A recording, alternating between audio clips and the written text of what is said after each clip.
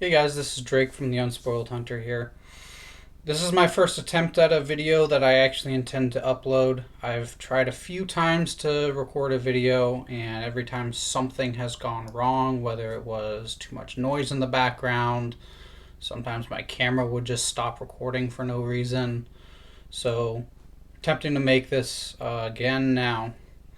So, my concept of the Unspoiled Hunter is really the concept that it feels like sometimes hunting is a rich man's game. It feels like sometimes you just can't afford to go hunting. You can't afford the time, you can't afford the lands. And I'm really here to tell you that you don't have to be rich to be successful at hunting. You can do it uh, as the average person. You can do it as someone living on a budget. Um, and what I'm here to talk to you about is how to do that without having to completely invest all of your time and money into it. Now, I do personally invest a lot of time and money into hunting, but that's because it's become my passion. Now, the reason for this channel is really because when I first started hunting, I ran into a problem of all of the resources out there that taught you how to hunt were so far into the absolute basic, or they were just so far beyond what I was capable of understanding at the time. At the time, I just didn't understand what a lot of YouTube creators were trying to tell me in a lot of their videos. A lot of the time, it was just so far over my head when they're trying to tell me to enter a property from a specific direction, or when using wind to your advantage, when I didn't know what that meant. That didn't mean anything to me. So listening to some of the creators, they were just talking over my head, and I just wasn't getting it as that beginner hunter. Now, the reason that I feel now I can help with that is I'm in a very unique position as far as my experience level with hunting is. And that is, I've been hunting now for 4 years, consistently hunting whitetail deer for 4 years now. Just finished out my fourth season.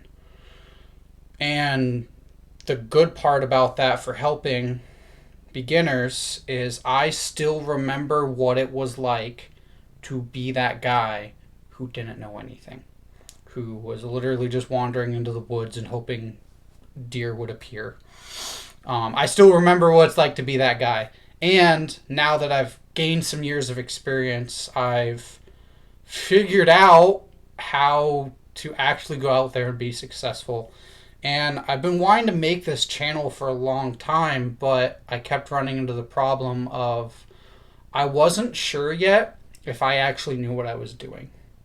Now, I'm the first to admit I am not an expert at hunting, not even close. I've only been doing it for a few years. There's people who know way more about hunting than I will even hope to accomplish. But I at least now know with this last season and the success that I had in this last season that my success was not a fluke. It has started to become relatively consistent. Now, we'll measure that success in many different ways. All hunters have their own opinion on what success is, and we'll talk about at the end really what I consider success in hunting. So that's why I think I fit into this space as someone who can help people who are still learning. And now, if you do stumble upon my channel and you are someone who has more experience than me and does know things more than I do, feel free to help us. You know, we're all out here just trying to learn how to hunt successfully and how to do it. So if you know things that I'm saying that are wrong, please feel free to tell me I'm wrong. And don't just tell me I'm wrong. Tell me how I can be more correct so that we can all learn and get better at hunting. Because that's really what we want to do, is we want to learn how to hunt. Because when I first started hunting, I didn't know anything. I literally was just wandering into the woods and hoping I would find something. So something that's relevant in learning how to hunt is really just where you find the interest in hunting. For me, it started very young, the interest in hunting, at least. But I did not grow up in a family that hunted. I did not grow up in a family that taught me how to hunt. And that's again part of the Unspoiled Hunter is I did not grow up with someone teaching me these things. And that is another form of unspoiledness. And I'm not saying that you're spoiled because you grew up with hunting. I'm saying that I did not have that resource growing up of someone to teach me how to hunt. But my interest did start very young, and that was when I was a kid playing video games like Bella's and different hunting games. Particularly Alaskan Adventure is one of the biggest ones that really made me interested in hunting, as well as fishing. So that's really where my interest started, all the way very young. And then fast forward a few years, we had a squirrel problem at my house, and my dad got me a pellet gun to help take care of that squirrel problem because they were smarter than our traps were.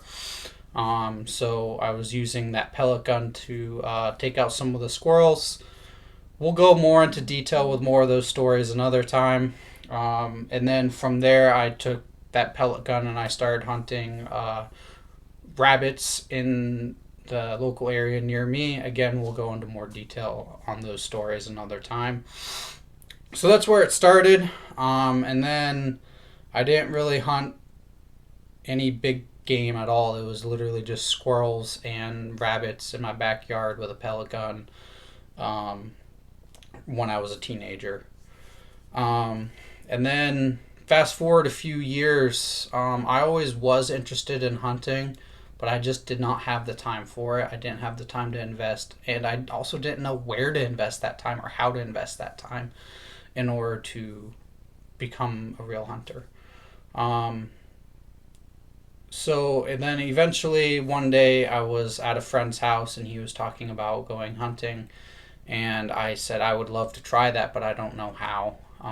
And that's when he went and pulled out his regs book from that state and just started reading through it with me and pointing out things that I needed to know, as well as what was really important was how to look at the reg book that tells you what WMAs have what dates, and then take that to a map and look at where that map is, where that WMA is, so that you can actually know, is this actually a place I could get to within where I live to actually go hunt it. And we'll go in more detail. That's probably one of my most important videos that I'm going to make, is how to look at the regulations, figure out when I'm allowed to hunt, and then look at a map and figure out where that place is that I'm allowed to go hunt, so that I can actually go there and hunt legally. And that video is probably going to be the first one that I make after this video. Because to me, that one was probably the biggest skill that actually jump-started me into hunting. So one thing that I do want to address is that I am in the military. The reason I address that is not to, I don't want you to thank me for my service. I don't want extra views because I'm in the military. I don't want extra attention for that. The reason I bring it up is because it's going to come up in some of my stories.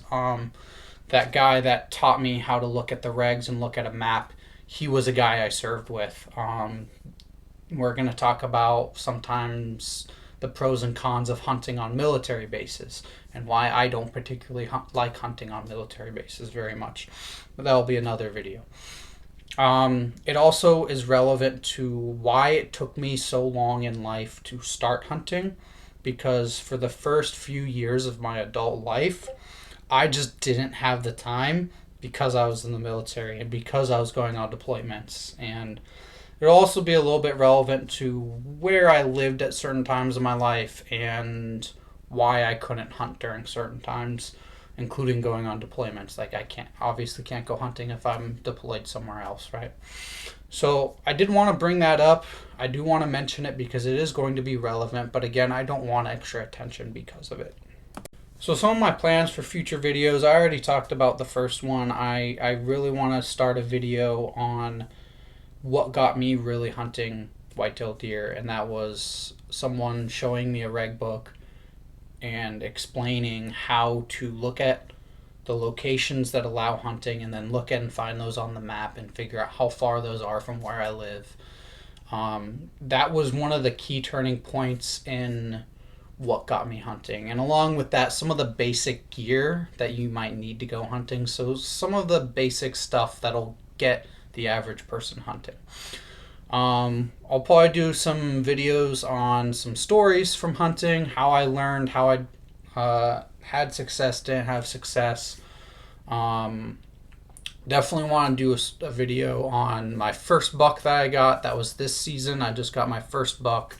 And that was a huge accomplishment for me to get my first buck, because I went from someone who, the first year or two of hunting, I was starting to think deer weren't real. I was actually convinced that this is all fake. They don't actually move during the day because I don't see them, to actually finally finding the success of getting my first buck. That was a huge accomplishment for me. So I'll probably do a big video on explaining the story behind getting that first buck. I'll probably do some videos on how to look at a WMA and how to look at it on the map and how to figure out where to start, because there's a lot of land out there that is not going to hold deer on it. And a lot of times you'll just go out there and just wander aimlessly. And my goal is to help teach you that, yes, boots on the ground scouting is very important, but what else is important is spending time looking at a map. Specifically, digital map is what I use. I use Onyx. I'm not sponsored by them. It's just what I use. How to look at that and plan ahead of, these are the areas on the map that I think would actually be worth my time to look at. I might do a video on each one of my rifles. You can see back there I have several rifles. I have a few bows back there, and the story as to how each one came to be in my possession, and how, like, what its purpose is for it. Because each weapon that I have has a specific purpose and why I bought that one.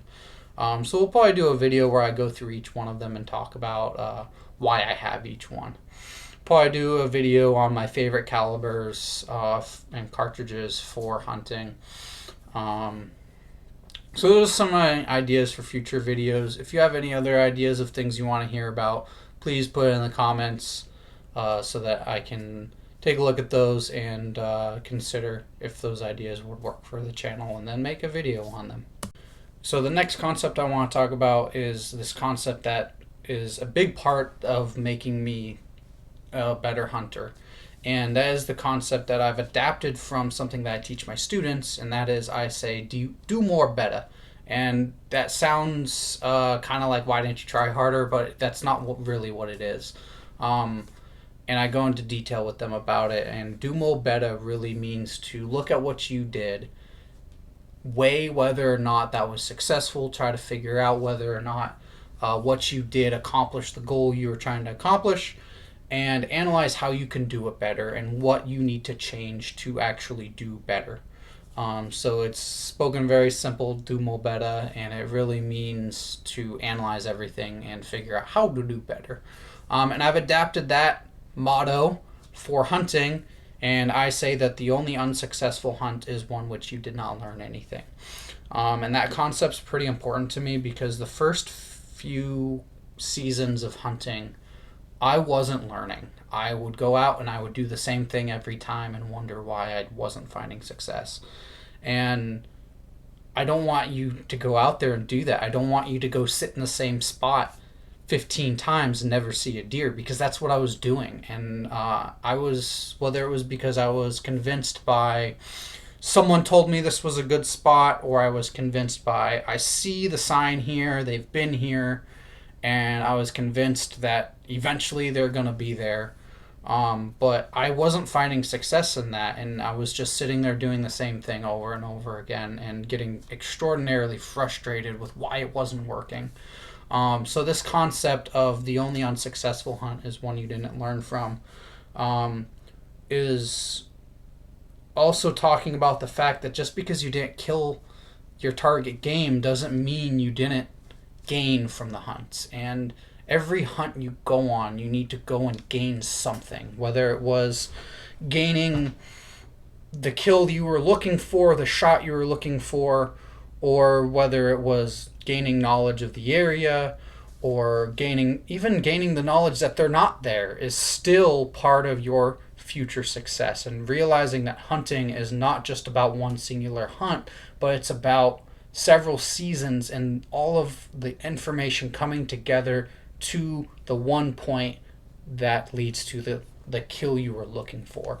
And even sometimes you learn from your kills too, and you learn how to be a better hunter from your kills as well. And that's one of the biggest things I've learned now that I'm starting to actually find whitetail, is how to calm yourself down and take that correct shot, not just the first shot you see. And again, we're going to go into more stories about how I came to that conclusion and the problems I ran into by not calming down, and unsuccessful hunts I've had that were only unsuccessful because I was not used to actually finding deer yet.